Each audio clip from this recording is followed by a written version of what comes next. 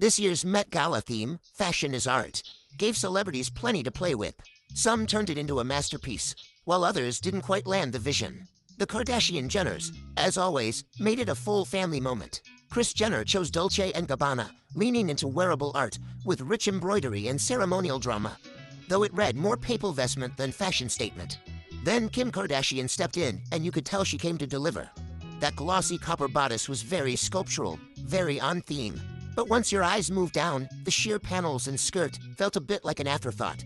It's like she started strong and then just eased off. Kendall Jenner, in Gap Studio, went the opposite route. Soft, fluid draping inspired by the winged victory of Samothrace. We molded her body in leather art from a digital 3D scan. Elegant, yes, but for the Met, it felt a little too quiet. Beautiful, but where's the moment? Now Kylie Jenner. This one was my favorite from the family. She wore schiaparelli and basically turned the idea of undressing into art.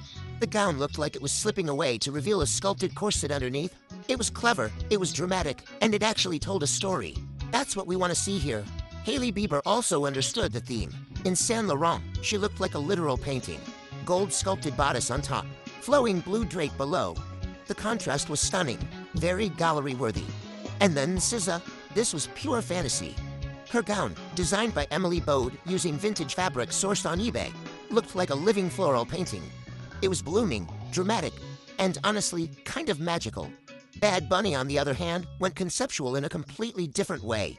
He turned aging into art. Silver hair, a cane, black suit, oversized bow. It was simple, but intentional. This is getting part of my life. Always try to do something different. Next up, Janelle Monáe. She didn't just wear art, she became the installation. Christian Siriano helped bring this vision to life with tangled wires, moss, butterflies. It was chaotic, it was bold, it was nature colliding with technology. Now let's talk about playing it safe, because at the Met Gala, that rarely works. Cara Delevingne and Zoe Kravitz both looked elegant, no question. Cara in a sleek Ralph Lauren column, Zoe in delicate Saint Laurent lace. But compared to everything else, it felt a bit underwhelming, like they stayed in their comfort zone, and this is not the night for that. Tyla, though, stayed far from safe. In Valentino, she looked like a living sculpture. The intricate beading, the turquoise draping, it all flowed together so beautifully. Sarah Paulson took a more satirical route. The whole look leaned into exaggeration to caricature the ultra-wealthy, and that dollar bill mask made the message especially blunt. It wasn't just fashion, it was commentary. Gwendolyn Christie brought full theater, no subtlety here. A dramatic red gown, towering feathers, a mask. It was surreal, a little eerie, and completely unforgettable. And then Emma Chamberlain. This was my favorite look of the night. Her gown, designed by Castro Freitas and hand-painted by Anna Delary, was inspired by Van Gogh's The Starry Night. And you could see it immediately. Soft yellows, deep blues, that watercolor effect. It felt like the painting came to life and just started moving down the carpet. This is exactly what Fashion is Art should look like. Odessa A. Zion also delivered something striking in a structured black corset look, paired with sheer tights, thigh-high leather boots, and a dramatic cape. Bold blue and pink beaded florals softened the sharp tailoring, creating a striking contrast, romantic yet edgy, with every detail feeling deliberate. Wait, who you were? Oh, you're Valentino. How did you know that? The bag. And then, Gigi Hadid. I'm curious what you think about this one, because for me, this was the biggest disappointment of the night. She wore Miu Miu, but the look felt unfinished. A sheer base, very minimal detail. It was like we were waiting for something else to happen, and it just didn't. Then came the Devil Wears Prada 2 mini takeover. Anne Hathaway wore a black and white painted gown that felt like actual wearable art. The whole look was dramatic and graphic, almost like Andy Sachs if she had fully come to terms with the idea that fashion can actually be serious.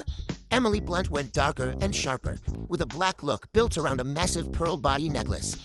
It almost felt like the jewelry had taken over the outfit, but in a good way. Very Emily, polished, expensive, and slightly intimidating. Stanley Tucci looked exactly like Nigel Kipling would want him to look. Elegant, relaxed, and probably silently judging everyone else's tailoring. His green velvet tux gave just enough drama without trying to compete with the gowns around him. Simone Ashley brought sleek silver drama in a chain-draped gown that looked almost like liquid armor. It was cool, sharp, and a little risky. Basically the kind of look that proves you do not need a huge skirt to own the carpet. The night was co-chaired by Anna Wintour, Beyoncé, Venus Williams, and Nicole Kidman, so the pressure was already high before anyone even touched the carpet. Anna Wintour set the tone in a turquoise and black Chanel look, with a feathered jacket, her signature bob, and the sunglasses that basically count as Met Gala architecture at this point. Nicole Kidman followed with full dramatic glamour in a red sequined gown with feathered cuffs and sharp blunt bangs. It had a little Moulin Rouge energy, but cleaner and more controlled. She arrived with her daughter Sunday Rose, which made the whole moment feel softer. I have a springtime blossoming girl who's here gorgeous. Beyoncé made her return in a crystal-covered skeletal gown with sheer panels, a silver crown-like headpiece, and a feathered coat draped around her arms. It was dramatic, glittering, and impossible to ignore. And making the moment even bigger, Blue Ivy was there by her side. It feels surreal because my daughter's here. Venus Williams brought one of the most meaningful looks of the night. Her crystal-covered gown felt powerful and personal, like a celebration of her athletic legacy, her family, and the way she has always made strength look glamorous. Margot Robbie went golden in Chanel, with a soft sculptural gown that looked rich without screaming. The ruffles and floral details gave it texture, but the whole thing still felt elegant and controlled. Katy Perry, of course, did not go simple. Her white look came with a face-covering headpiece and gloves, turning the whole thing into a strange little fashion mystery. It was weird, theatrical, and very Katy leaning into the internet instead of running from it. Heidi Klum went full living sculpture. Heidi, yes, what the hell's going on? The fashion is art, art is fashion. Her white veiled look made her almost unrecognizable, which is exactly where Heidi tends to thrive. It was beautiful, eerie, and slightly haunting, like a marble statue decided to attend the Met. Naomi Watts kept things romantic in a black floral Dior look, inspired by Margarita Haverman's A Vase of Flowers. The shape was classic, but the embroidered blooms gave it that dark garden feeling. Pretty, moody, and very on theme.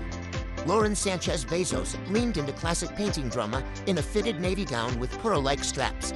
It was polished, glamorous, and very aware that this was her first major Met moment as Mrs. Bezos. Cher came back to the Met steps looking like, well, Cher. Her black leather and lace Burberry look was rock goddess and fashion legend all at once. After years away from the carpet, she did not exactly return quietly. Are you having fun tonight, Cher? I'm here. Madonna turned her look into a full surrealist performance, inspired by Leonora Carrington's The Temptation of St. Anthony. She wore a black Saint Laurent outfit with a towering sculptural hat and a huge gray veil stretched out by models around her. Blake Lively made her return in a pastel Versace look with a huge train. It was romantic, dramatic, and somehow even sentimental thanks to the custom bag decorated with artwork by her children. And finally, Julianne Moore proved that black can still feel clever. Her gown had that fallen strap Madame X feeling, then added feathers, diamonds, and a red lip. Minimal, sharp, and quietly powerful. That is what made this year's carpet fun. Some stars treated fashion like sculpture, some like painting, and some like pure performance. But the best looks all did the same thing, made you stop, zoom in, and immediately have an opinion.